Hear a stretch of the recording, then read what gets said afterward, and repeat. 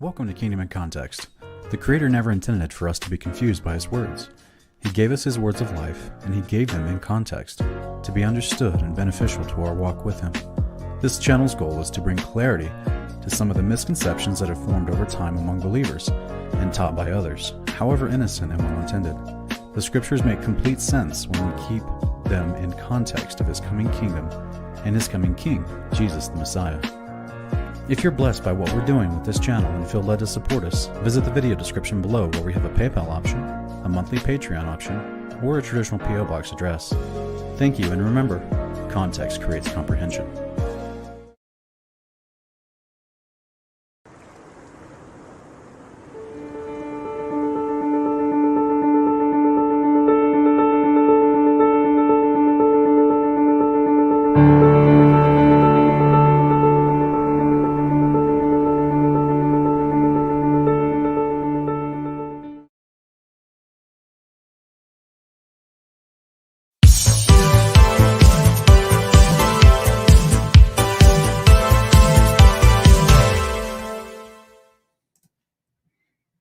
Welcome, fellow brave believers. This is Kingdomcast. I'm Sean Griffin. Thanks for joining me tonight. We're going to talk about Babylon tonight, past, present, and future. We're investigating all things surrounding this topic of Babylon, both ancient Babylon, present Babylon, and this concept we see in Revelation and prophecy that we talk about future Babylon, or sometimes referred to as mystery Babylon, something that receives judgment leading up to and during the second coming of Yeshua. So there's a lot to discuss. That's why I titled this thumbnail Part 1, because there's so many facets of this topic. It's something I've researched for quite a few years, and it's just cannot be covered in one or two actual episodes. So I actually don't even know how many episodes or how many parts in this series that we'll cover with this, because there's so many things that go into this, and I hope to do every component piece justice as we look at it. So I want to thank you everyone for joining us tonight, and there's already quite a few people in the chat. Big Red G, Stephen Schofield, Sean Clarkson, Paul Levi, Earl Rogers, David Shearer. Welcome back, everybody. Thank you for being here. All the admins and moderators, thank you for being here. Miss Marcia's here. Royce Bell, Blood Saves, Stephen Belk, Mary W., Cover to Cover with Jeremy Pierce, AC, A Disciple, Miss Sky is here tonight, Carla Malberg, let me see here, Livinus Gordon, Bill Craddock, A Disciple, Jubion Kenobi. Welcome, everybody. Welcome. The Line with Dennis is back. Welcome, brother. Good to see you. Official Mike Maranatha.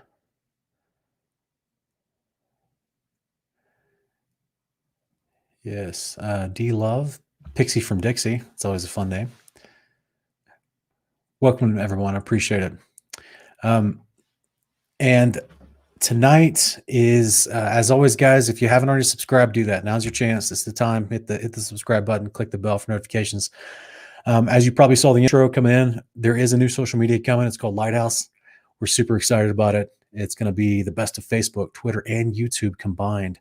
And even Etsy, a selling platform. So it's truly revolutionary. There's a patent pending on it. That's how revolutionary it is, because it addresses a lot of the issues, and there will be no censorship. So you actually get to speak freely, obviously within the confines of the First Amendment and all the legalities that flow with that. But you can't incite violence. You can't incite, rebellion against your actual government to the point of becoming a domestic terrorist. You can't do any of that stuff, but you get to speak your mind freely. If you have a political dissenting opinion, if you have a religious opinion, if you have a medical opinion, you'll get to speak your mind freely and not worry about being censored, like Facebook censors posts and comments, and also their pages and groups.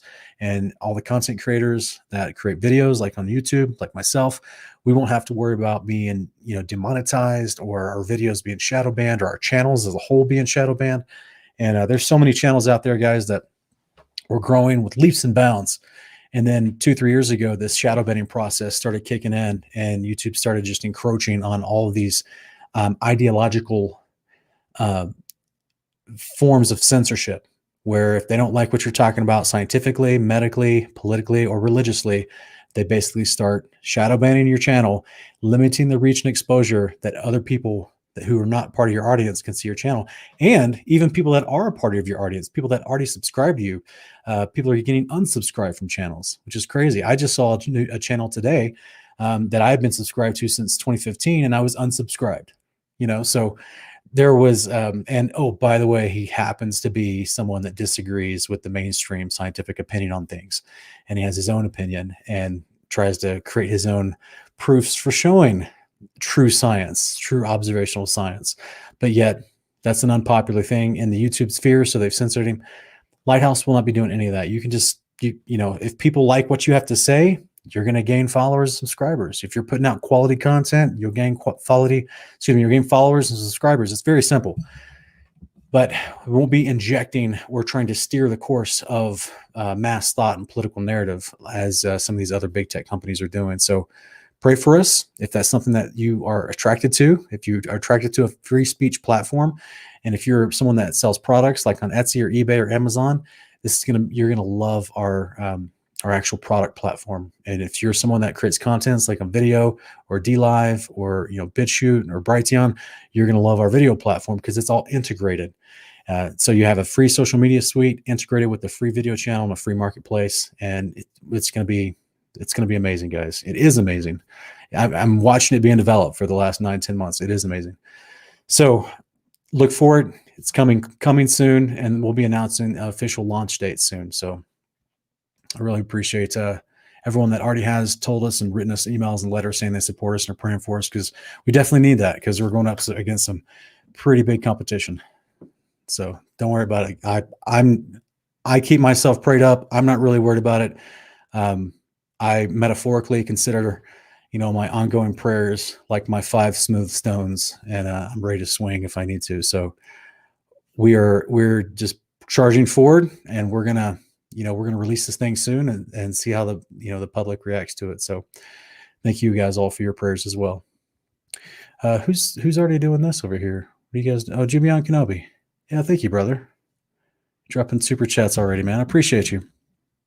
Guys, if you hear me struggling tonight, I don't know what's going on with my nose. We have a lot of wildfires in this area that I live here in the West, in the North Colorado, Southern Wyoming area. There's a lot of wildfires up in the mountains, and so the smoke has just been really bad. I think it's messing with my nose and my sinuses and everything. And so hopefully I sound okay, but I really appreciate you guys being here, support me, and joining me for these crazy podcasts where we talk about crazy concepts. And tonight, we are going to be talking about a crazy concept that the world wants to ignore, yet it's kind of like a weird Jekyll and Hyde situation with modern academia, where part of them want to act like ancient history never happened, because those are the Marxist ideologues, right? Those are the guys that are completely okay with ignoring all archaeology and all anthropology and just saying, oh, yeah. I mean, even though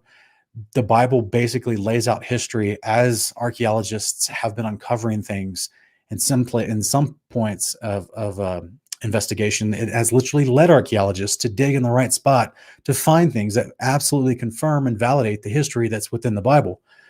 So there's this Jekyll and Hyde mentality in academia, where some of those in those certain fields of science and discovery, they want to ignore ancient manuscripts from other countries, specifically from ancient Israel, because they obviously don't like the theology that's mixed in with the history within the Bible. And there's this huge debate. If you guys have never seen how they actually try to count history with the timeline, there's an incredible documentary called Patterns of Evidence, and they actually go over the big debate with how historians place the timeline of events and why they try to offset that timeline according to Egyptian events in order to discount and discredit the Bible. But this British PhD historian, he actually walks through the proper chain of events with archaeological proof to show you where they are off on the Egyptian timeline and how the Bible would be 100% venerated. It's called Patterns of Evidence. If you guys haven't seen it, it's worth a watch. It's really, really good. So, but the point of that is, guys, the point of all that is that this Jekyll and Hyde idea, there are archaeologists out there that find stuff and they say, yeah, this lines up with what the Bible says. But they don't like the theology in the Bible, so their voices are not promoted. Then you've got all this this other side of archaeology that has been a specific narrative, a specific shift over the past 15 to 20 years. Any and all archaeology found pushes into an evolutionary mentality. And then now it's going into an actual what's called panspermia ideology, where they are trying to, the conclusions they draw from the things they dig up out of the dirt goes to support a theory. The big overarching theory is called panspermia, that life on Earth was seeded by aliens from other planets. And this falls into the evolutionary narrative, okay?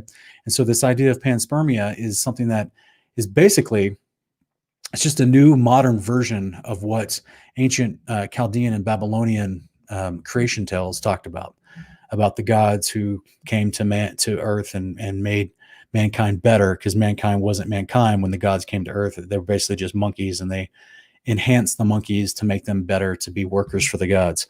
So this is the Babylonian creation tales and myths.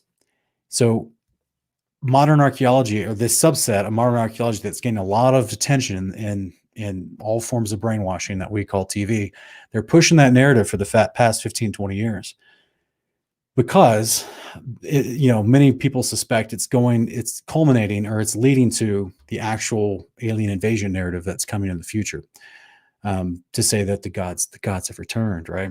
So there's a strange dishonesty within the archaeological and anthropological fields, where some of them will actually stick to their guns with what they're finding and how it lines up with biblical history, because the Bible is full of history everywhere, names, dates, times, places. And then there's another group within those fields that try to conclude and point everything to this idea of panspermia, evolutionary panspermia specifically. So it's just crazy. Yeah, you're right, Paul Levi. Smash your TV, guys. It's just the mainstream programming. It's nothing but trying to indoctrinate you to a specific narrative. And what most people cannot seem to bring themselves to ask is, could the things I'm watching on the news and coming out of academia, these quote unquote scientific studies and findings, could they actually be slanted in a specific narrative to push a certain idea? I mean, that's the kind of the most basic form that everyone has to ask themselves, to think, maybe there is an agenda. Maybe there is actually a narrative that they're trying to push by what they show you that's found, or what they lie about as far as the conclusions of how it was found. There's famous, Kent Hovind actually is pretty famous for showing with evolutionary, quote unquote, evolutionary findings from anthropology, how they had lied to actually try to prove an evolutionary narrative. So it's just, there's a lot of dishonesty out there, guys. So we just want to leavenly try to get people to wake up. So part of that is knowing a good history, because basically what a lot of people conclude is that we're dealing with ancient Babylon in a modern form that is sprinkled out into all the nations. And ancient Babylon was not just the word Babel means confusion, but the whole idea was that it was taking the different peoples and trying to make them one under one ideology and one form of religion. So most people who take a little bit deeper look than the front page of a magazine, and they take a little bit deeper look into these ideas, they easily conclude that there is an overarching narrative for us to get back to what we're about to study and read tonight from ancient Babylon. Now, this is why I said this is part one. We're just going to look at some of the foundational underpinnings of the Tower of Babel in the city and everything involved. But guys, there's so much more to this topic. It truly is a huge and grandiose topic. So the ancient story is that there's a tower that they were trying to build to heaven. We're going to read the actual text from Genesis and Jubilees as well. But this whole concept was, a lot of people seem to glaze over and miss that there was not just a tower, okay? There was a city and a tower that was built in the plains of Shinar. The exact location we're going to read about here in a little bit, as far as what some people in history thought about the exact location, but it's still kind of up for debate. But the big thing that I want to stress tonight, guys, is there's a city and a tower. There's a reason why that Genesis 11 and Jubilees goes into this. It's not just the tower itself. Now, this particular artist depiction tries to show what looks like a bunch of, ancient city structures built around the tower itself, as if the city itself is the tower, but no, it's not. It's two different things. I chose this picture because of the beautiful landscape around it, just to kind of show you a stark contrast to its potential height compared to the mountains around it. So there's a city and a tower. Sean M, no, Pangea is a situation where Pangea, you can't have Pangea. the way most Pangea is described is off a heliocentric ball Earth narrative that tries to say that. I'm going to give you the shortcut, okay, without going into all great detail. Pangea basically tries to say that the continents themselves are floating lily pads, and that at one point those lily pads were all touching in together. That is not at all what we know the Earth to be when we actually dig and we realize there's a floor to the ocean. The ocean doesn't run underneath the continents. The continents come up out of the ocean. You see what I'm saying? So it's one solid world, and there's water sitting on it. The water collects in reservoirs that we call oceans between the land masses that protrude above the water. Whereas Pangea tries to push a narrative that all the continents were once connected, and then they were divided up, because it's like they were like lily pads in a pond, and then they were divided up, and the water ran all between the lily pads. But that's not at all what's going on. And words in red, I know that's what he's referring to. We're going to get to Peleg in a minute, and we're going to kind of break it down as we go through the texts and talk about why people try to conclude that really poor, unscientific concept of Pangea to Peleg, meaning that Earth was divided in his days. So we're going to review that towards the end. So stick with us. All right, guys. So look here. Sitting at tower. This is the thing I want you to remember. This is what's important to remember. It's not just simply a tower. There was more to it. Jubilees chapter 10, 18 to 21. And in the 33rd Jubilee, in the first year in the second week, Peleg took himself a wife whose name was Lomna, the daughter of Shinar. She bare him a son in the 4th year of this week. And he called his name Ru, for he said, Behold, the children of men have become evil through the wicked purpose of building for themselves a city and a tower in the land of Shinar. For they departed from the land of Ararat eastward to Shinar. For in his days they built the city and the tower, saying, Go to, let us ascend thereby into heaven. I'm going to pause real quick, guys. The reason why is because a lot of people kind of miss this, but if you're wondering why they would be departing from the land of Ararat and going eastward to Shinar, well, that's because the land of Ararat, where the boat, rested after the flood. And so therefore you have Noah and his 3 boys, Shem, Ham, and Japheth, and their children start populating and spreading out. So this is why we get the genealogical timelines in Genesis 10, Genesis 11. We're going to go over some of that in just a minute. But this is why they're going eastward from the mountains of Ararat. So for all of you guys out there trying to find the resting place of Noah's Ark, this gives you a little bit of a clue, at least directionally, where they came from. So their purpose to go toward the land of Shinar, for they departed from the land of Ararat eastward to Shinar, for in his days, that's in Ru's days, they began to build, for in his days they built the city and the tower, saying, Go to and let us ascend thereby into heaven. Well, the idea of heaven, with the firmament, guys, what's the word heaven mean? The word heaven, Genesis 1:6-8, the word heaven is the name that was given to the structure called the firmament, the domed firmament that was created on day 2.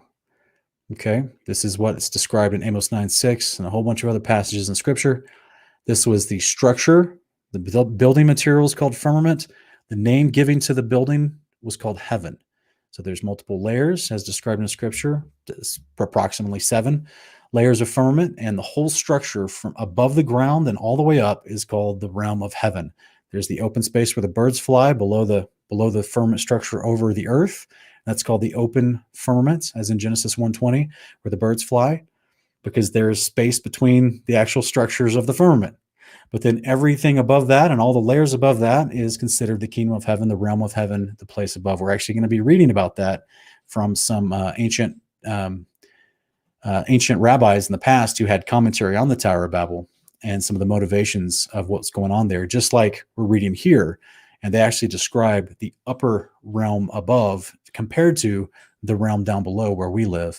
So let's get back to it real quick. Jubilees 10. And they begin to build because they wanted to ascend into heaven. They began to build. And in the 4th week, they made brick with fire, and the brick served them for stone.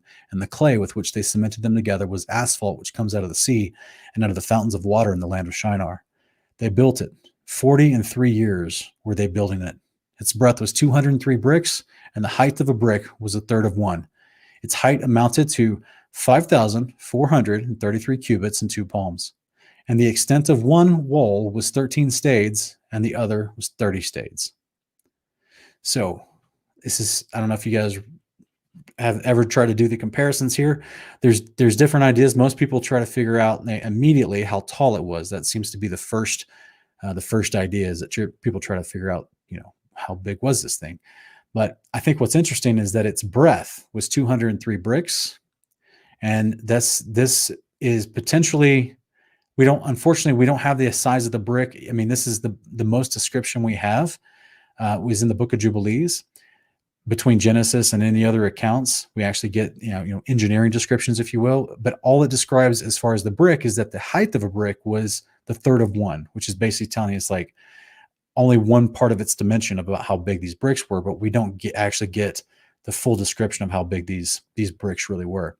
But guys, I promise you, these are not bricks. The word brick here is not meaning like your brick on your home, like those red bricks that are the size of your hand or a little bigger. We're not talking like that. We're talking like the bricks you see in ancient engineering, right? These massive stones that they would actually be able to make. So there's much, it's just, don't let the common use of our word brick make you think that it's literally an Acme brick that you can go down and get at, some kind of lumber hardware store. It's not that type of brick. Okay. So the point is this is a massive structure, and it says its height's 5,433 cubits. Well, most of you may have heard me say this in the past, but supposedly there's 2 different measurements of cubit. The original Hebrew cubit, or mostly the cubit most accepted in the Mediterranean area, was 18 inches. But then supposedly the Egyptians had what they called a royal cubit, which is 25 inches. But for purposes of scale tonight, as we go through and look at how possibly tall this was, we're just going to be looking at the traditional accepted 18-inch cubit. Okay. So if we actually do some math as far as how big is a 5,433 cubits, what does that actually compare to in our, with our calculations today? So basically you're looking at 8,150 feet. 8,150 feet would be translated or calculated from 5,433 cubits. Okay. So let's look at, and keep that in mind because we're going to look at some comparisons here in a minute. Here's the rest of Jubilees 10, 23 to 25. And the Lord our God said to us, behold, they are one people, and this they begin to do, and now nothing will be withholden from them. So go to and let us go down and confound their language, that they may not understand one another's speech, that they may be dispersed into cities and nations, and one purpose will no longer abide with them till the day of judgment. And the Lord descended, and we descended with him, to see the city and the tower which the children of men had built. And I'm going to stop real quick right here, guys. Did anyone notice what I just read? I'm going to read it again, okay? It says, go to, let us go down and confound their language, that they may not understand one another's speech, that they may be dispersed into cities and nations, and one purpose will no longer abide with them till the day of judgment. This is the day of the Lord, guys. No one purpose will no longer abide with them till the day of judgment. Guys, this is saying that they had one purpose at this point. God and the angels came down to disperse them through confounding of languages, so they no longer had one purpose, but yet on the day of judgment, they will have one purpose again. You guys remember Revelation 16? Kings of the earth, the 3 demons that are likened unto frogs, they go out of the mouths of the, I think it's the second beast. and they go out to gather the kings of the earth that they may make war against the Lamb. So this is the only other time that they would have one purpose, is on the day or leading up to the return of Yeshua, the second coming. There's a prophecy built in right here. We don't get this particular part in Genesis 11. It's really sad. Jasper, Hebrews 12 tells us it was Jubilees chapter 12 tells us the original language was Hebrew. And in fact, it actually tells you that Abraham was taught it by an angel, basically, miraculously. He was taught it because he was needing to read the books of his fathers Noah and Enoch and Shem in order to, after he left his father Terah and was trying to learn the ways of Yahweh, and he actually had a conversion moment. He miraculously was taught Hebrew, so he could read the writings of Enoch and Shem and Noah, and therefore he could learn what he was supposed to become the righteous man that we know Abraham to be. So they say it was originally Hebrew, is the claim of Jubilees. So check this out, man. This is, yes, thank you, David Shear. These three evil spirits that come out. Yeah, it's not just the second beast, I guess. It's out both the dragon, the beast, and the false prophet. So all three of the bad guys. These three demons go out to gather the kings of the earth for war, and that's a huge problem. But this is prophesied in Jubilees 10. Just think about that. You guys, we've talked about the day of the Lord emphatically on this channel. Ken Heidebrecht from Hanging on His Words, he and I did an entire 20-episode show called The Road to Rescue on a buddy's channel. And we have several of those episodes still up on my channel. If you go to the playlist, you can go to Road to Rescue playlists, and you can see those. But we talk about the day of the Lord emphatically. There's tons and tons of prophecy about the day of the Lord. Here's just another one. Just slipped right in here to the story of the Tower of Babel. Father knows the end from the beginning. He knows what's going to happen. So with this concept in mind, it says, the Lord descended, and we descended with him to see the city and the tower with which the children of men had built. And he confounded their language. They no longer understood one another's speech. They ceased then to build the city and the tower. For this reason, the whole land of Shinar is called Babel, because the Lord did there confound all the language of the children of men. And from there, they were dispersed into their cities, each according to his language and his nation. How interesting. Now, if you read the book of Jubilees, you'll see that previously in chapters 8 and 9, Noah, he already just, gives an allotment of all the different lands to his children and grandchildren and where they should go out and flourish and spread out and populate. Part of the rebellion of the story of the Tower of Babel was they refused to do that. In fact, they all wanted to come together. They didn't want to go out and be dispersed. They wanted to come together and actually build a tower to heaven and make an authority for themselves. Guys, I cannot express this enough. I talk about this a lot, and those of you who have been watching me for a few years, I really appreciate your patience, but there's a lot of new people that come on and they still have a lot of traditional misunderstanding from what, all the misconceptions we were taught in mainstream churches. But when it goes in that says, let me go back to this one right here.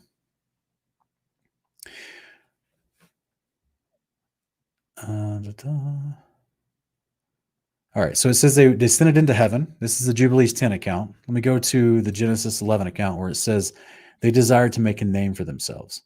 So Genesis 11, 1 through 5. Now the whole earth used the same language and the same words. It came about as they journeyed east. They found a plain in the land of Shinar and settled there. They said to one another, "Come, let us make bricks and burn them thoroughly." And they used bricks for stone, and they used tar for mortar. They said, "Come, let us build ourselves a city and a tower whose top will reach into heaven. And let us make for ourselves a name." Guys, this is what I was getting at. The word name is literally the word for authority in Hebrew and in the Greek in the New Testament. So this is not just talking about they didn't want to, like, to make yourself a name means that you wanted to be your own authority.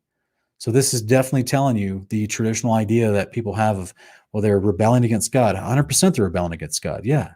They're trying to build a tower to heaven so they can make themselves the authority because they know God was the authority and they didn't want that.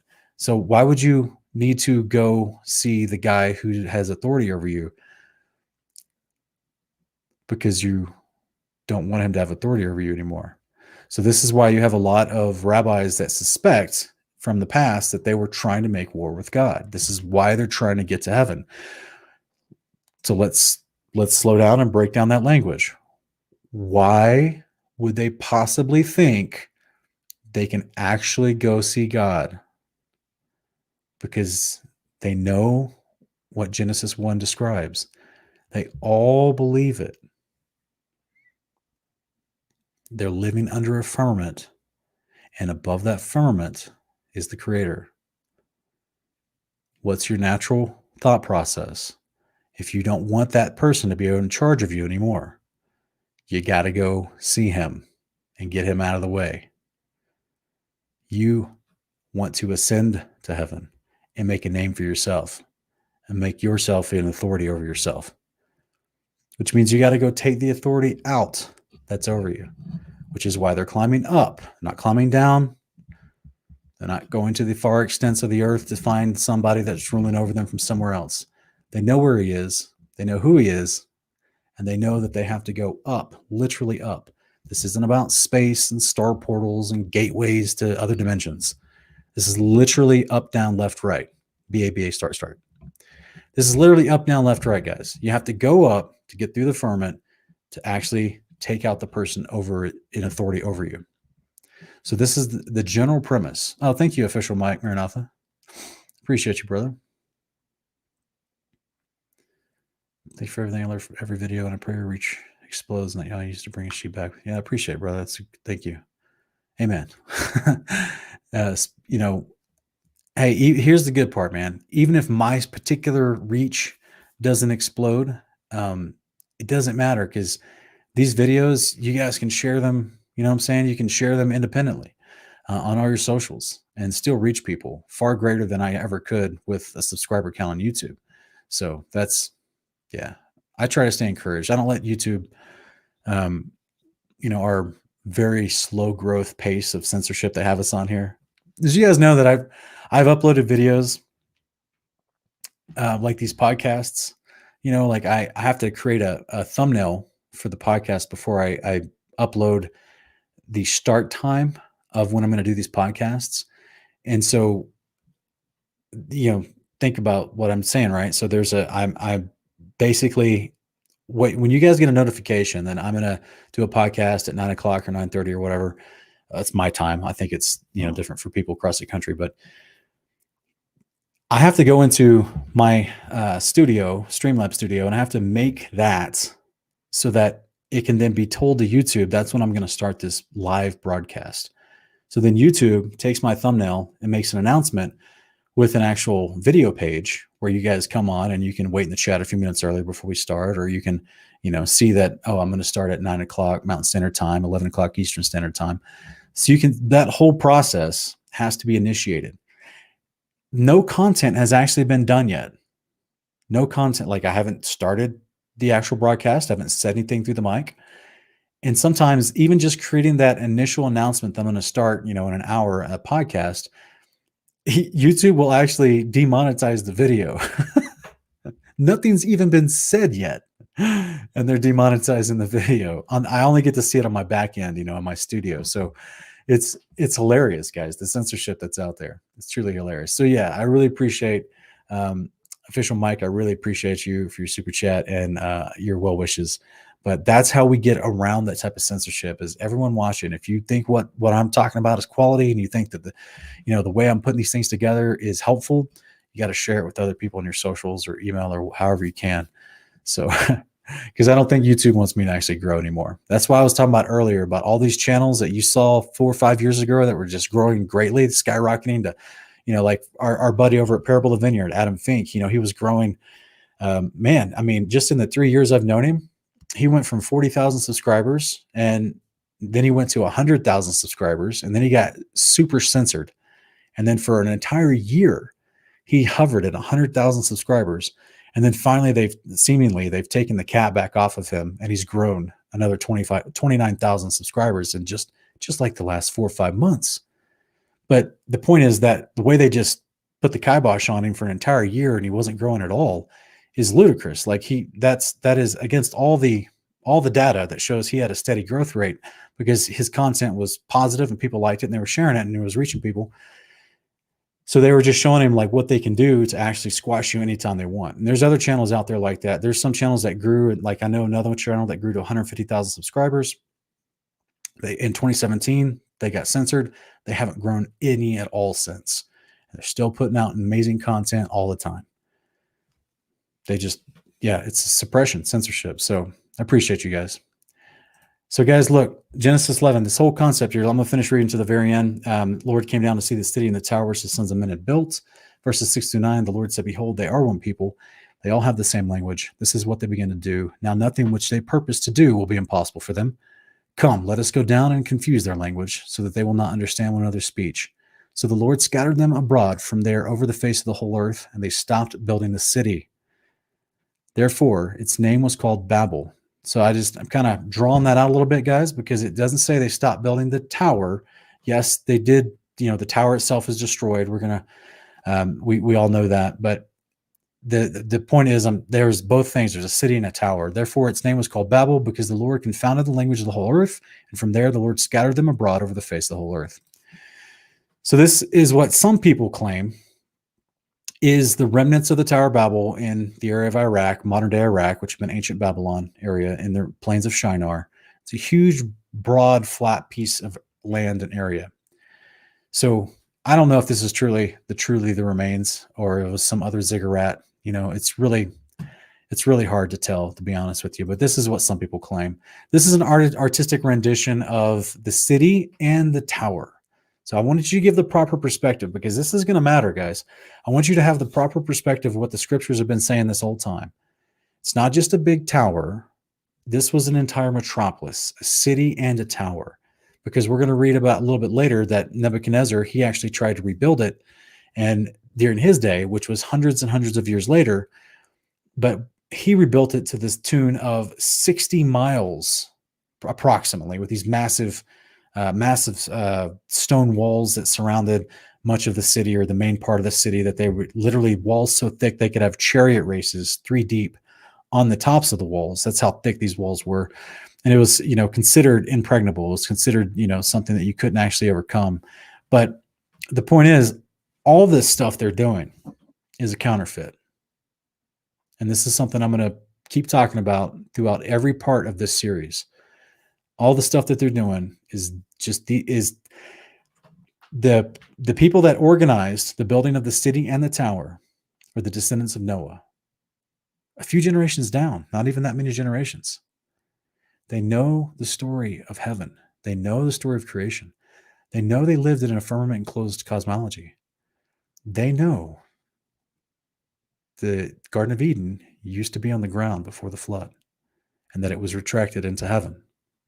They know the story. They're building their own version.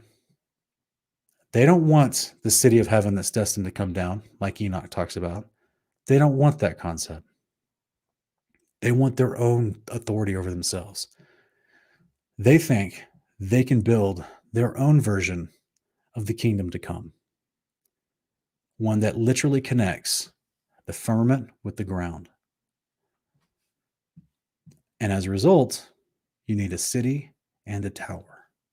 And you also, in their minds, need to be their own authority because they know this is not what God plans or intends. Not just morally, according to their moral behaviors, but because of the actual storyline of Scripture. Okay? So, yeah, exactly, Official Mike. That's what I'm getting at, is they think that the Tower of Babel that they're trying to build, and we're going to go back to the measurements here in just a minute, because it actually breaks down to be, what was it, 8,000, 8,150 feet.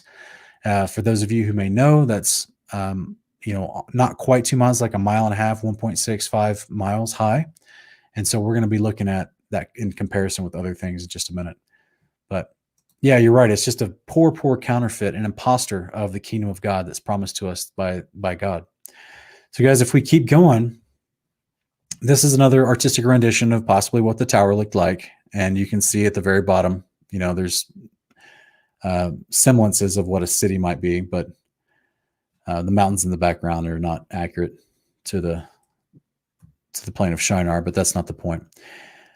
Jubilees chapter 10. Okay, so this is what we read initially. This is the actual specific dimensions: 5,433 cubits and 2 palms. Guys, this is the Empire State Building. Anybody know how tall this is? The Empire State Building in New York City. Guys, this is I think, 101 stories. They built this in 1 year. 1,454 feet tall. Jubilees claims the Tower of Babel, at its most conservative estimate, was 8,150 feet tall. This is the Empire State Building. This is a minuscule. This is 1/8, not even like 1/7 the size. Guys, this is one of the tallest buildings in the world. This is the Burj Khalifa. That's the beautiful little artistic photo of Dubai covered in clouds. Did you guys know the Burj Khalifa in Dubai, they took 5 years to build, and it's 2,722 feet tall.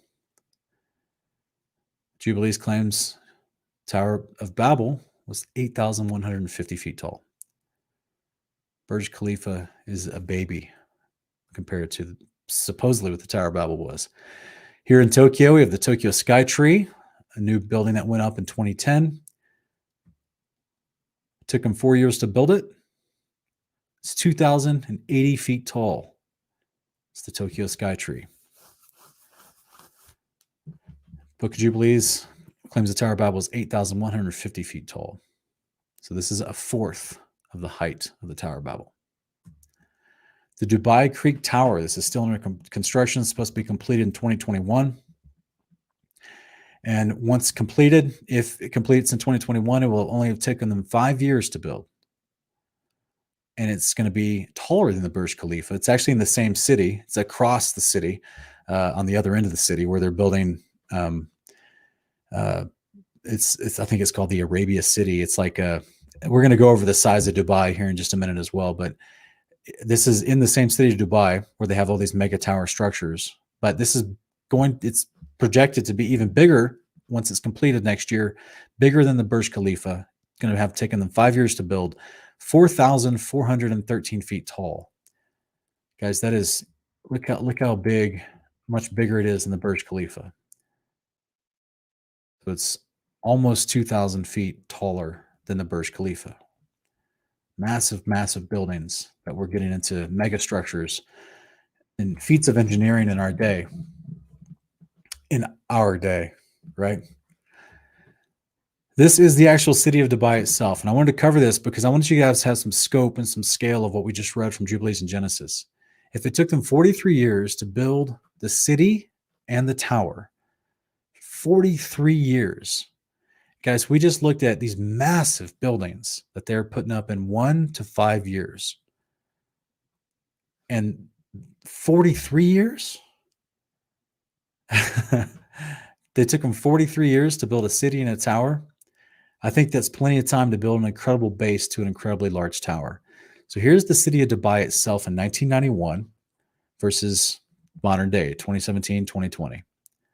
If you look at the picture on the left, it was a barren field, basically. There was a city there.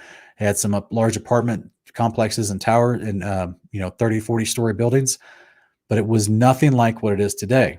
It's now one of the biggest cities in the world, and it's one of the most advanced and wealthy cities in the world in literally less than 30 years. In fact, the bulk of the city was actually put up in 15 years, and now they continue to build huge skyscrapers every year. In fact, at one point I heard all the big cranes that they use, the big, large cranes that you see building skyscrapers, half of all the cranes in existence in the world are in Dubai because they're constantly building these massive structures all over the place and building the city super tall. Guys, this is just a glimpse of part of Dubai with the Burj Khalifa in the background.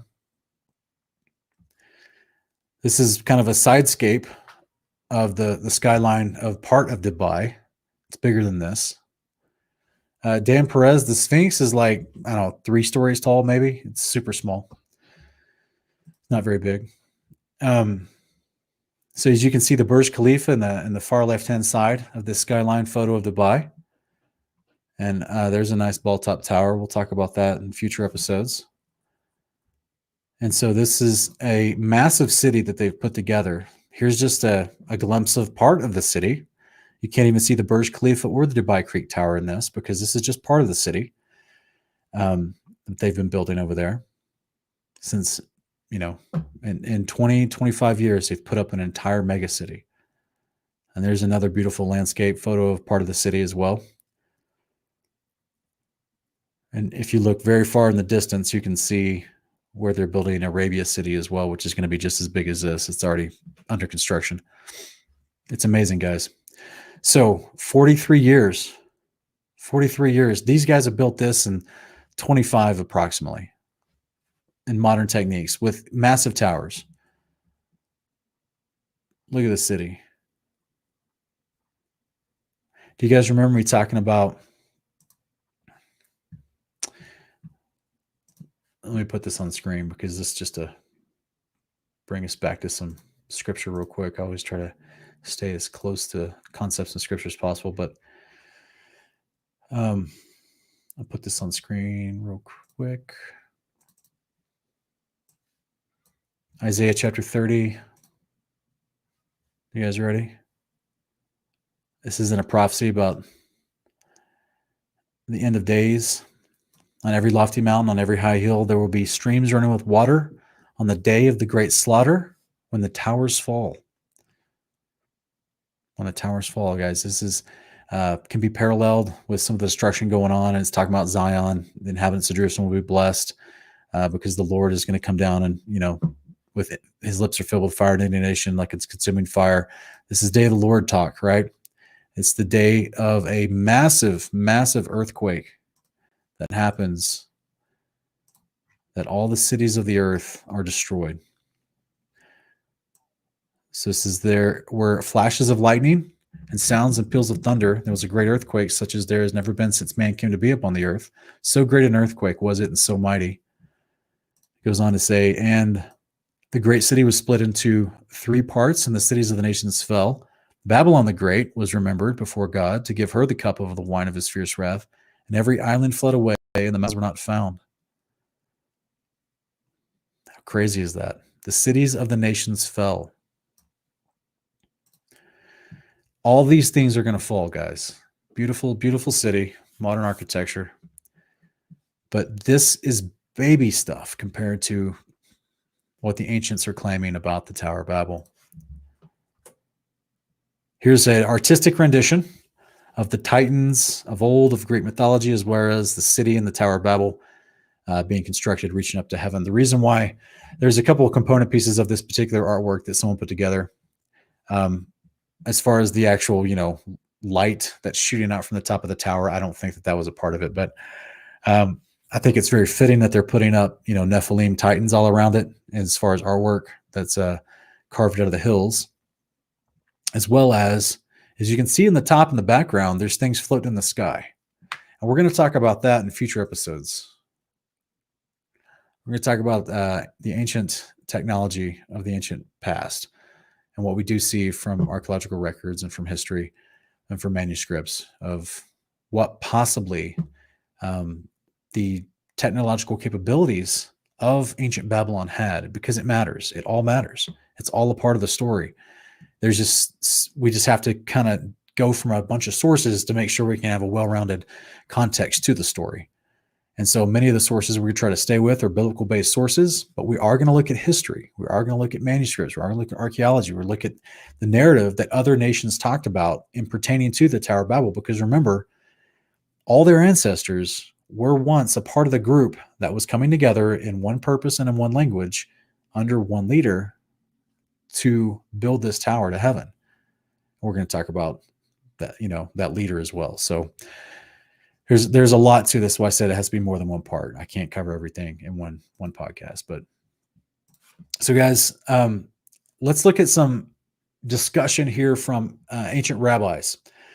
Now, I don't always quote ancient rabbis for their theology because, there's so much liberality, liberties. I'm saying the wrong word. There's so many liberties that they are taking with some of their theology from specific rabbis of the past. But that doesn't say that every single person that considered himself a rabbi was, just an outright liar. Definitely they had their own slants from their own legends and traditions. Okay. So this is where I want everyone to take this with a grain of salt. But again, we're gonna look at what the ancient world thought when it came to this topic of the Tower of Babel. Okay, and we're going to see if any of this either lines up with what we've read from Jubilees and Genesis, or maybe it doesn't, and we'll just let it fall away. So this is from a gentleman that from quoted in the Mishpatim 20, Rabbi Wise, and it says the Midrashim give different accounts of the real cause for building the Tower of Babel and the intentions of its builders. So this is right off the bat, I would say, well, that seems a little bit silly because we have the same intentions stated to us in Genesis and Jubilees. It says it was regarded even in the Tanite tradition as a rebellion against God. Okay, that lines up with Genesis, Jubilees, makes sense. And the later Midrash records that the builders of the tower, called the generation of secession in the Jewish sources, said he, that's being God, this is them quoting their reasoning for the Tower of Babel being built, he has no right to choose the upper world for himself. You guys remember what I talked about? How they all understood what Genesis 1 and Jubilees 2 teaches about where we were created and what it's designed as. Father lives above, and it's an entire world, guys.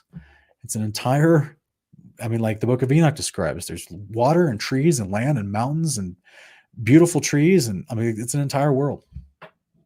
So this is the supposed, complaints of the people that came together to build the Tower of Babel, that he, God, has no right to choose the upper world for himself and to leave the lower world to us. Therefore, we will build us a tower with an idol on the top holding a sword so that it may appear as if intended to war with God. The building of the tower was meant to bid defiance not only to God, but also to Abraham, who exhorted the builders to reverence. Therefore, the Bible speaks of the one speech, which is interpreted as signifying speech against the one against God and against his one only follower. So this is claiming that Abraham was his only follower at the time. I don't know if I truly agree with that, because we do see Abraham go to meet the Melchizedek, who was the priest of the Most High God. And he in Jubilees tells us that even the Melchizedek, had other priests that he was training. So I don't know if I agree with everything in interpretation, but I think it's very interesting that they're actually trying to say that the people that built the tower were actually not just in defiance against God himself, but also against Abraham. What's a consistent pattern, guys, that we've seen? Let me pull this back up for us, that we've seen in Scripture when it comes to people that are in defiance against God, and also the prophets sent by God. If we look in Genesis chapter 20, verse 7, Abimelech is speaking about Abraham. And he says, now therefore restore the man's wife, for he, Abraham, is a prophet. And he will pray for you and you will live. Guys, they knew Abraham was a prophet. But Abraham is a story that's told to us in Jubilees 12, onward through, I think, chapter 23, till he dies. And in Jubilees, it explains to us where he came from. How did he become a prophet in Genesis 20? There's a process that leads to that. You don't just wake up one day and you're a prophet. And this is because of the limited information we have in Genesis chapter 12, people think, oh, he's 75 years old. God called him out of Haran. Go thee from Chaldea, take your people with you, get out of here. And therefore Abraham believed, Romans 4 talks about, therefore it's credited him as righteousness.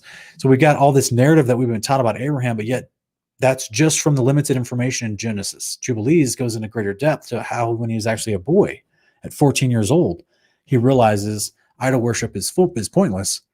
And his father is an idol maker and one of the chiefs of the land. And so therefore he has to rebel against that whole idea. He actually has, if you read Jubilees 12, I don't have time to go into it tonight, but if you read all of Jubilees 12, it goes into explain in great depth how Abraham had to try to talk with his father about, why are you doing this idol making? We know they're not gods. There's no life in them. And Terah, his father, actually admits to him, I know, but if we don't, the people will kill us. That sound familiar? So instead of men standing up to be the brave men that they need to be in their generation, they're cowering until Abraham shows up. And he's willing to go against the grain. He's willing to defy Babylon, to actually step up and do what's righteous and follow Yahweh. So, very interesting concepts here put forward. Jubilees chapter 8. Let's jump into some of this back history of Abraham leading up to his generation and what's going on. Jubilees chapter 8, verse 6 through 7. In the 4th year, he was born. This is a guy named Kingdom. And Shelah grew up and took to himself a wife, and her name was Maok, the daughter of Kesed, his father's brother. And in 1/30th Jubilee of the 5th week in the 1st year thereof, she bare him a son in the 5th year thereof, and called his name Eber. You guys all recognize Eber, right? He took unto himself a wife, and her name was Azarad, the daughter of Nimrod. And guys, that's the Greek transliterated word in Jubilees for the name Nimrod. So hopefully it's kind of getting you into, a contextual line, a contextual understanding of what we're going to, this whole atmosphere, this whole generational time frame of when this is taking place. And this is in the 32nd Jubilee in the 7th week in the 3rd year thereof. So guys, in case you didn't know, we all heard the word Eber, right? The descendant of Shem, Eber. His daughter, Eber married the daughter of Nimrod. Eber, guys, married Nimrod's daughter. You guys think that was a good thing or a bad thing? Let's look at Genesis 10. Who's this Nimrod guy? Genesis 10, 9 through 14. He was a mighty hunter before the Lord. Therefore it is said, like Nimrod, a mighty hunter before the Lord. The beginning of his kingdom was Babel. What are we talking about? Babylon. And Erech, and Akkad, and Calneh, in the land of Shinar. From that land he went forth into Assyria and built Nineveh, Rehoboth, and Calah, and Rezin, between Nineveh and Calah, that is the great city. Rezin is called the great city. Mizraim became the father of Ludim, and Anamim, and Lehabim, and Naphtuim, and Pathrusim, and Calstruim, which came from the Philistines, and the Caphtorim. So here is Nimrod introducing us that he's not just a mighty hunter before the Lord. He's a mighty hunter before the Lord is his slogan that was said of him. But he had kingdoms in multiple cities that he reigned over. He is also considered the one that literally was. Josephus writes about Nimrod saying that he was the king of Babylon, and that he basically incrementally encouraged people to have that complaint that we read earlier, that they wanted a name for themselves. They wanted to ascend to heaven and take over God, because he incrementally convinced them basically over time that they were, that God was unfair, basically. I'm paraphrasing because I don't have the quote in front of me, but that's the idea. Genesis 11. Let's look at the time. Let's look at the actual, this is Genesis 11. This isn't the actual verses, but I just gave you a short breakdown for the sake of time. Shem was born, son of Noah. Arphaxad came from him. If you have to look in Jubilees in the Greek Septuagint to find this guy who's missing in the Masoretic, this is this Kenan guy, the Canaan. All right. Then he is the father of Shelah, and then Eber, and then Peleg, and then Ru, and then Serug, and then Nahor, and Terah, and then Abraham. So what did we read from Jubilees 8, 6, and 7 a minute ago? We had this guy, Shelah, birthed Eber. And Eber married the daughter of Nimrod. You guys think that was a good thing or a bad thing? Very bad thing. Very bad thing, guys. So in the story of Jubilees chapter 8, this guy Kenan was being taught writings by Arphaxad. That means someone had to teach Arphaxad. That's going to be Shem. Shem was taught by whom? That would be Noah. Noah was taught by Methuselah, or Lamech to Methuselah to Enoch. See how this goes back? This is why in the book of Jubilees, chapter 12, and other chapters, I think it's also in chapter 21, Abraham had the books of Enoch and Noah in his possession. It's crazy. But this is how Abraham is at the bottom of this lineage, guys, because Shem is getting this priesthood passed down to him from Noah, that's why you would learn writings. That's what that term means, that you would learn writings. So this is why in Genesis 11, we're even getting this lineage for us. There's a whole bunch of other kids birthed in Genesis 10, but it focuses on this particular lineage. A lot of people like to say, oh, it's only because it's leading to Christ. That could be part of it for sure. Yes, there's some component pieces that, you look at the genealogies and it can lead back all the way back to Shem. But the point is, these guys specifically, in the context of their day and what's going on in Genesis 10 and 11, is this massive concept of one world system that's being put into place where they're building a city and a tower, and all the people that are alive during those days are actually going in on this. They're actually deceived to go in on this grand plan to try to actually get through the firmament, to get to the realm where the Father and the angels live, and somehow try to take over, which is craziness. So as a result of this, I mean, I say it's crazy because it's like utter disrespect for, who God is. And to think that the hubris to think that you could actually defeat him when he created you, like that, just logically, just from the get-go, from the jump, that makes no sense. You can't literally overcome, outsmart, or overpower the guy who created you. It's logical inconsistency, but that's what demonic deception does. So the point I have this on screen, guys, is I'm trying to show you, this is just like in Genesis 5, it's following Genesis 11, this lineage from Shem down to Abraham is following the priesthoods. So this is why Kingdom, the son of Arphaxad, will be taught writings. That's why Jubilees chapter 8, 1-4 says he found the writings of the watchers that are being dried out after the flood. And he started sinning because of those writings of the watchers that he found. And the book of Enoch tells us in great depth what those watchers were teaching, all the same occultic idolatry and abortion and cannibalism and witchcraft and sorcery, all the stuff that Babylon is famous for. And here it is, a few generations. Kingdom is literally the granddad of Eber. And lo and behold, Eber marries Nimrod's daughter. This is not an accident, guys. None of this is an accident. These names are here to let us know the context of this story. So therefore, you have all this is happening. That Abraham is, this is the Peleg. To answer your question, I can't remember who asked it earlier, but he's asked about Peleg.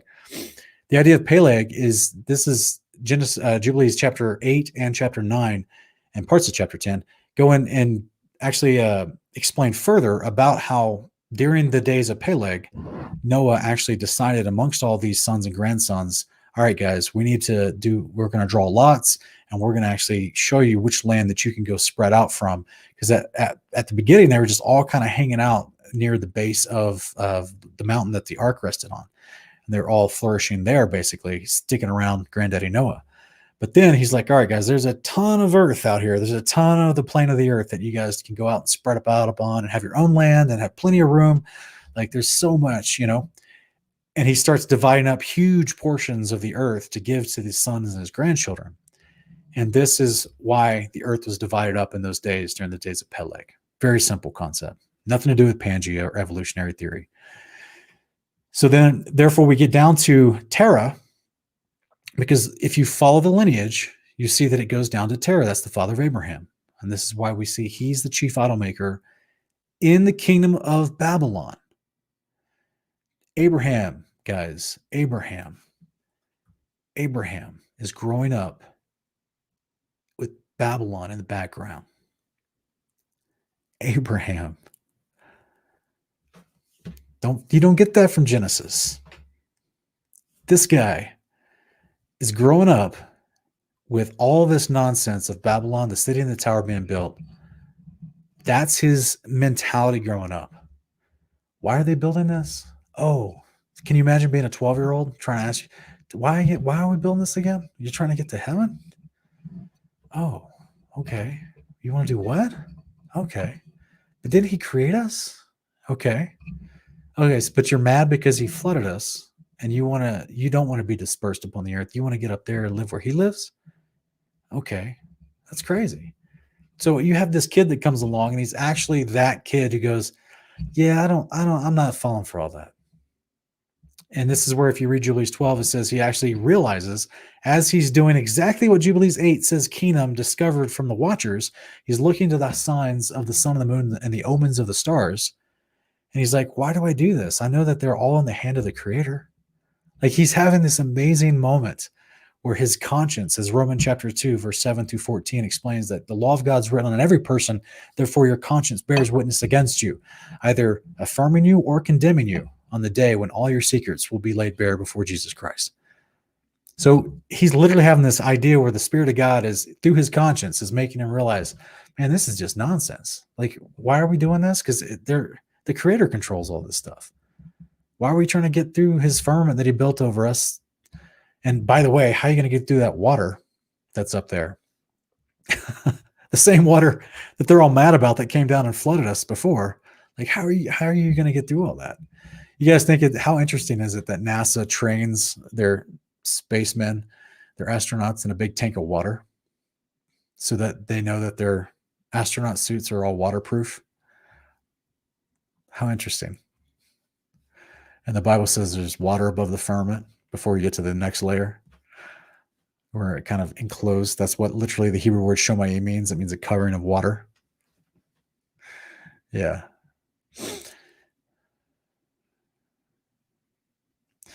Yeah, you're right, Miss Marcia. This is Abraham had a true awakening, and according to Jubilees 12, he was only like 14 years old.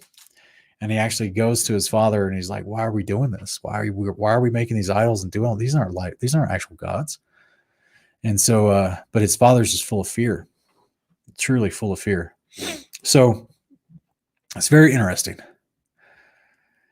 Yeah, that's Stephen Scofield. 2 weeks a year. The Book of Jubilees speaks in weeks, which is basically, a week of years is 7 years, according to the breakdown. Yeah, it's pretty interesting. But guys, I just hopefully to bring some clarity, just as an introduction in part one here for you, of we're being introduced to the city and the tower, how long it possibly took them to build it. Well, I mean, 43 years is a long time, as we saw in modern times, without the entire cooperative effort of all the nations, with just contracted labor that cost billions of dollars.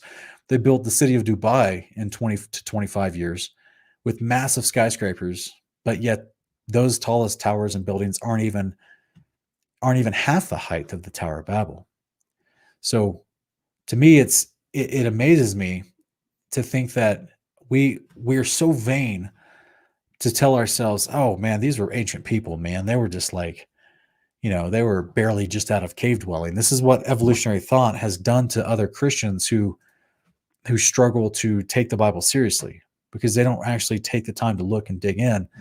And they're dealing with this public indoctrination from public school that tells them, oh, well, man's been around for 100,000 years according to evolutionists, and 10,000 years ago we came through an ice age, and then what few humans migrated after that, and Homo Pithecus, and then and all this nonsense, Neanderthal man, who then came up to Homo sapien, and then now at Homo sapien he's able to actually create fire and make a wheel, and he's getting out of the cave, and you're like, dude, all that's nonsense. These dudes were brilliant, super smart people. And we're going to go over those facets of how ancient technology was a reality in the ancient world. And it blows me away, this mindset of self-defeating. I'm not using the word hypocritical as in the people that hold this mindset that the ancient cultures, they couldn't have been smart, but it's this weird, hypocritical, like it's hypocritical because on one hand, they'll say the ancient Egyptians were amazing. They built all this stuff. But when you just go next door to the Hebrews, they say, oh, those were sheep herders. They didn't know anything. Those were desert wanderers, sheep herders who just penciled some stuff for people to control the people by. And you're like, but wait a minute. Moses literally had all the training of Egypt. The same people that you glorify and you say they're so amazing and smart, and look at all this amazing engineering and technology they accomplished. And yet Moses was trained in all that. But now the moment Moses writes a book, you want to claim that he's just a goat herder who's a desert wanderer, and he's not, and everything that he said is null and void because he's stupid. Like, that's that hypocritical mindset that's not connecting, that I talked about at the beginning, this idea that's taught within the realm of archaeology and anthropology in the sciences. It's taught in a Jekyll and Hyde type of way. The people that they favor, they're brilliant. The people that they don't like, because they don't like their moral teachings that are associated with it, they're desert wanderer, goat herders, Bronze Age nonsense, cave dwellers. It's crazy. It's crazy. Yeah, Sean M, the Baghdad battery, that's an old school example of something amazing. That's literally just clay, clay and a copper rod and some acidic liquid, and suddenly you've got energy, which is pretty cool. Um, so yeah, we're gonna have other. I just want to help bring this all to, and this part one, just bring it all into a well-rounded scope, and we're going to dig into different facets of some of these things, and then go into some other stuff that I didn't talk about tonight, just didn't have time. But I just wanted you guys to all remember this is all happening. The beginnings of the kingdom of Babylon is all taking place in the same atmosphere where you've got these people alive like Abraham.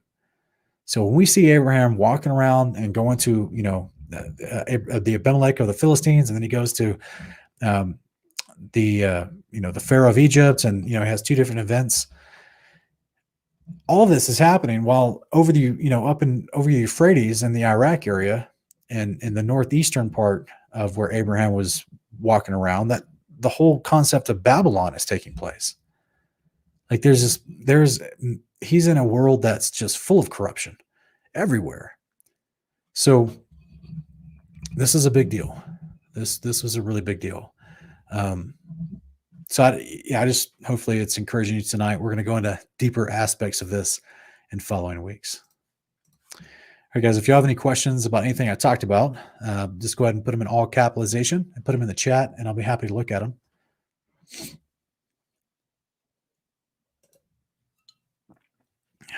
Yeah, words in red. This is a common thing a lot of people seem to forget is they think, they're 40, 50 years old and they got a PhD or something, that they're super smart. They may have an intelligence of 200. They may have an IQ that's somehow rated or tested to be at 200, which is really, really, really smart. I mean, I know a guy who I believe his intelligence is probably like 170. Dude's super quick, brilliant guy. And, that doesn't mean he's made horrible choices in his life. That doesn't mean you have wisdom just because you can think quick, or that you can understand certain concepts quicker than everyone else around you. It doesn't mean you have wisdom. So this is like this Gnostic idea of glorifying knowledge that has always been a part of the occult. It's literally what the Watchers were reprimanded for in the Book of Enoch, for teaching mankind the secrets of heaven that they were striving to learn.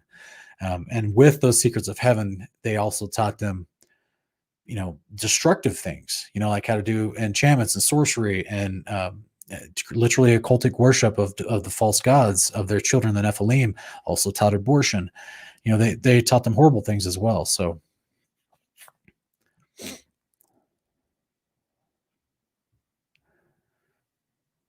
all right. So Miss Marsh is asking, do you think they will try to deceive us by showing Babylon Tower that is in the sky right now? I'm only guessing you're probably referring to something like Project Bluebeam, where they claim to be able to broadcast holographic images of large things in the sky. I don't personally think that they're going to build another Tower of Babel. And I don't think they're going to do anything like that. As far as me personally, I don't think they will. I think the reason that anything like Project Bluebeam, to be able to show large holographic deceptive images in the sky, is for the potential alien invasion. So they can show, a big mothership in the sky or something like that. I don't think it's for the sake of them showing a Tower of Babel concept.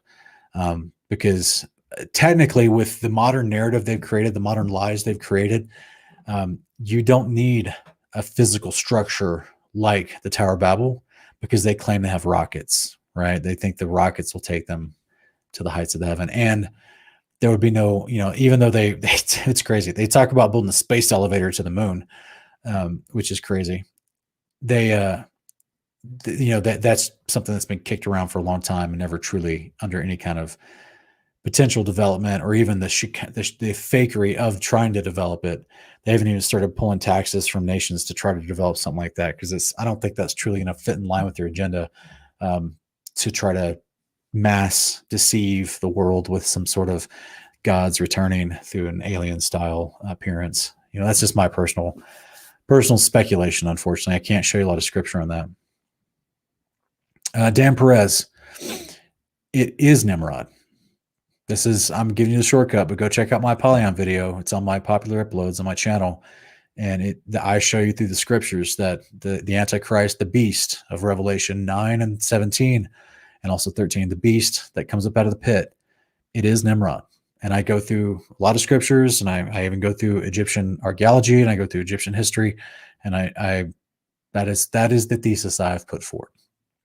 He just comes back. This is why Revelation 17:8 says that he's the one that who was, who will be, or who is not now, but will be again, because he comes back.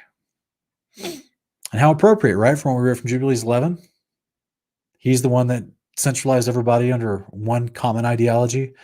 And that's not going to happen again until Yeshua returns. He's the one that comes back and the world wonders after him, and they're all united under him. Yeah, it's fitting. Nothing new under the sun. Royce Bell, I don't think so. Personally, I think that the Aurora Borealis is basically a atmospheric concept, depending on kind of like a rainbow, except that it's something that happens under certain cold conditions around the north and with the sky and certain temperatures of the atmosphere. Unfortunately, though, I'm not an atmospheric scientist. I can't give you much more of a better breakdown than that.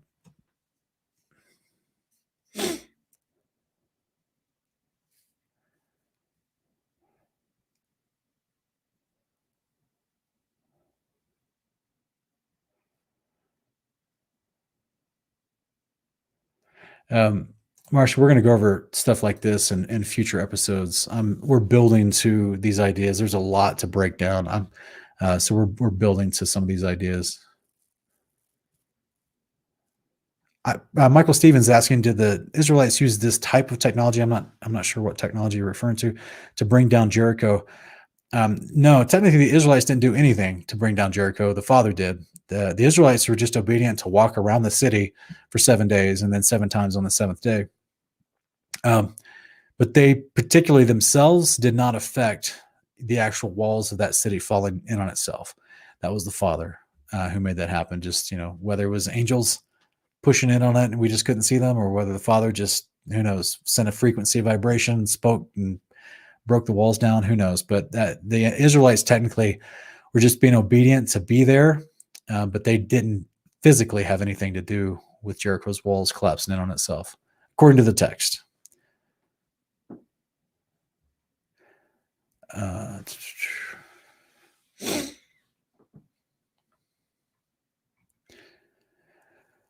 The blood saves. I really don't know, brother. He asked me about my next debate. It's not really a debate, but I've got 2 concepts lined up with 2 different groups of people to talk about some controversial topics. I don't really want to call them debate. I'm trying to call them a roundtable discussion.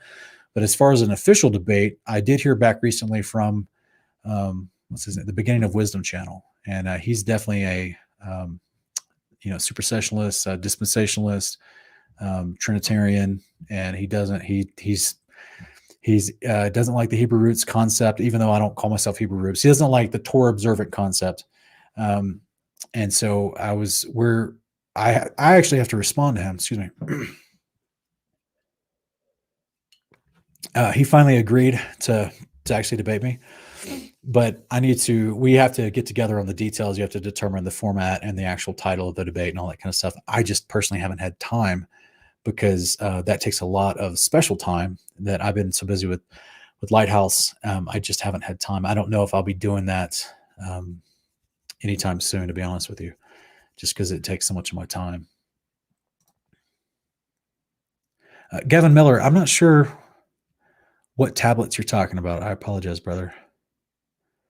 Unless you're talking about, my mention of Kingdom finding the writings of the Watchers dried out on some rocks after the flood.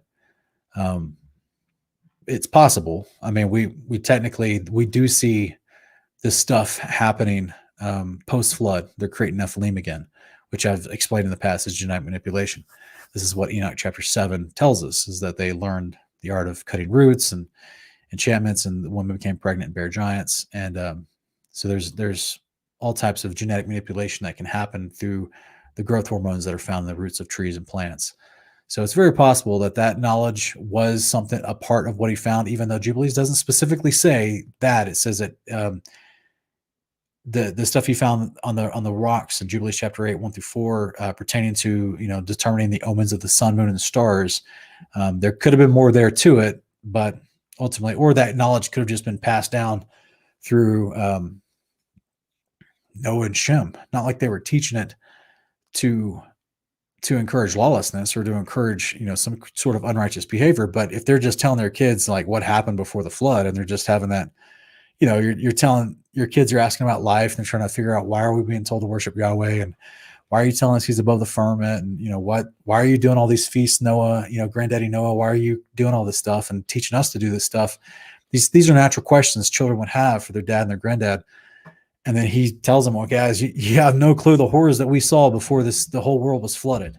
Like, there were billions of people, there were giants everywhere, there was people eating each other, there was mass chaos and murder and death. And it's peaceful now. Like, we came out on the other side because the Father, protected us. But so you try to tell the true history of a guy that's 600, 700, 8 years old. Noah lived to be 950, which is 350 years after the flood. You start telling a true history to all your kids and grandkids and everything, and they start, some of them would take it well, some of them would take it in context and with the right heart, and like, wow, the Father saved you because you were righteous. Genesis 6:8, you had favor with God because you were doing what's right. That's what I should do, because, man, that's a true story to wake me up. Like, I don't want to fall into the realm of those who got judged before the flood. But then there's other kids. You know how this goes. Everyone who has a family knows there's always that one person in your family that's like, I don't know about this. I don't know about this story. You know what I'm saying? Like, so, like I've talked about tonight, you got Abraham in a good way, growing up in Babylon, his father Terah working for Nimrod, chief idol maker in Babylon, and he breaks away from all that because he just realizes, this isn't good.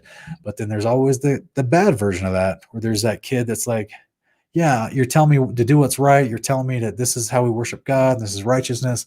But I don't know about all that. I'm going to do my own thing. That's kingdom. So it can happen. It could happen. It could have happened from the writings he saw, but it could have also just happened from them putting together 2 and 2 from the stories they were hearing from Shem and Noah. So unfortunately, it's all speculation. I wish we had a really clear record of some of this stuff. Dylan, we're going to go into some of your question here in the episode, in the parts that we talk about present Babylon. So you guys, let me put this up on screen. I made this for a reason. So this thumbnail for this, I made this for a reason. Okay. We're going to talk about the past, the present, and the future of Babylon. So we're going to get a full well-rounded context. That's why it's a multiple part series. And we will dig into your question in future parts of this series. Okay.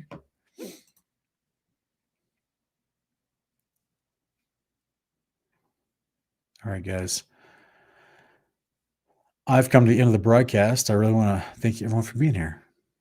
Go to lighthouse.com, the group on Facebook. So go to Facebook, type in the search bar, lighthouse.com, the group, and then join that group if you're watching this.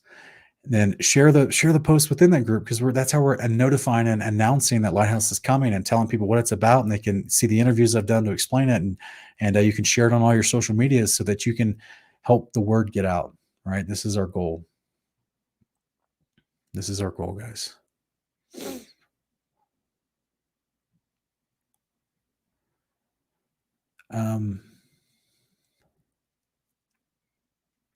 Joy is asking, I'll take this to be my last question, guys. Joy is asking about, can I describe the date palm tree thing used as a power pole?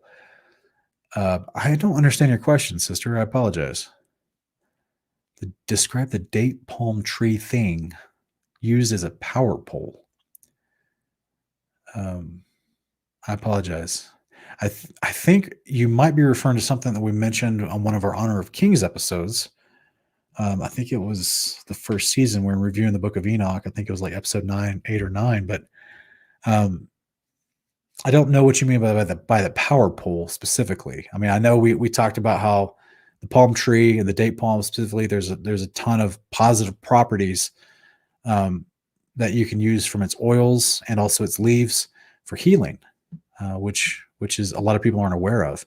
And this is why, in our opinion, as we concluded from that episode in our research of what Enoch is describing about the palm tree, this is why the palm tree is used for Sukkot. This is why the palm tree is being waved with the triumphant entry of Yeshua when they're singing Hosanna, because he represents the resurrection, and supposedly, I guess the original tree of life was described as like a date palm tree.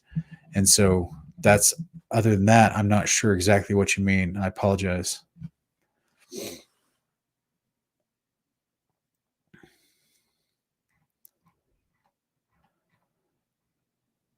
All right, guys, I really appreciate all y'all being here. You guys are awesome. Remember to like, share, and subscribe, and I hope to see you here tomorrow night. Okay.